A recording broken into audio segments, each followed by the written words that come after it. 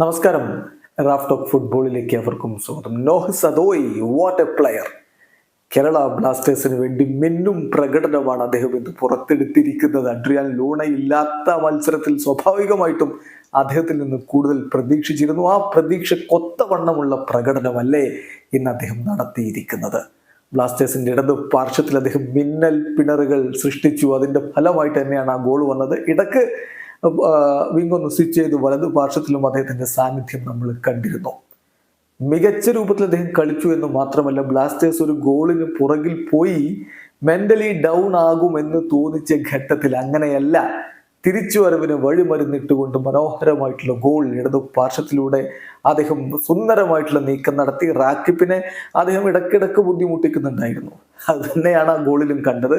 Penalty ബോക്സിലിട്ട് അദ്ദേഹത്തെ സുന്ദരമായിട്ട് കബളിപ്പിച്ചു. പിന്നെ ഗില്ലിന്റെ കാലുകൾക്കിടയിലൂടെയുള്ള ആ ഫിനിഷിങ്, അതോടുകൂടി കേരള ബ്ലാസ്റ്റേഴ്സ് ഒപ്പം പിടിച്ചു. പിന്നെ കളി ജയിക്കാനുള്ള ശ്രമങ്ങളിലേക്ക് കടന്നു പോവുകയും ചെയ്തു. 90 മിനിറ്റും വളരെയധികം ആവേശത്തോടു കൂടി എനർജറ്റിക് ആയിട്ട് അദ്ദേഹത്തിന്റെ സാന്നിധ്യം കളിക്കളത്തിൽ ഉണ്ടായിരുന്നു.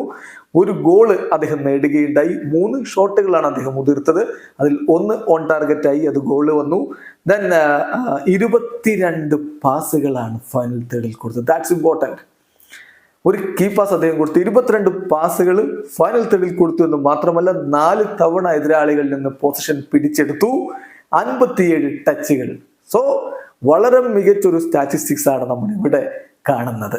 നോഹ് സദോയ് KBFCക്ക് വേണ്ടി ISL തന്റെ ആദ്യ ഗോൾ കുറിച്ച ഈ ദിവസം ബ്ലാസ്റ്റേഴ്സിന്റെ ആരാധകർ ഏറെ സ്വപ്നം കാണുകയാണ്. ഇതേ മികവ് അദ്ദേഹം തുടരുകയും അഡ്രിയാൻ ലൂണ മടങ്ങിയെത്തി മധ്യനിരയുടെ കാര്യങ്ങൾ ഏറ്റെടുക്കുകയും ചെയ്താൽ ബ്ലാസ്റ്റേഴ്സിനെ എതിരാളികൾക്ക് തടയുക എന്നുള്ളത് ബുദ്ധിമുട്ടായിരിക്കും. പ്രത്യേകിച്ച് ബ്ലാസ്റ്റേഴ്സിന്റെ മുൻനിരയിലെ ഫോർവേഡുമാരൊക്കെ ഇപ്പോൾ ഗോൾ അടിച്ചു കഴിഞ്ഞു. ISL ഇസസിമിനെസ് ആദ്യ കളിയിൽ ഗോൾ അടിച്ചിരുന്നു. ഇപ്പോൾ നോഹ് സദോയ് ഗോൾ അടിച്ചു, കോമെ പെപ്ര ഗോൾ അടിച്ചു.